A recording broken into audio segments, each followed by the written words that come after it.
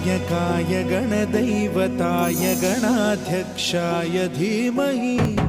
गुणशरीराय गुणमण्डिताय गुणेशानाय धीमहि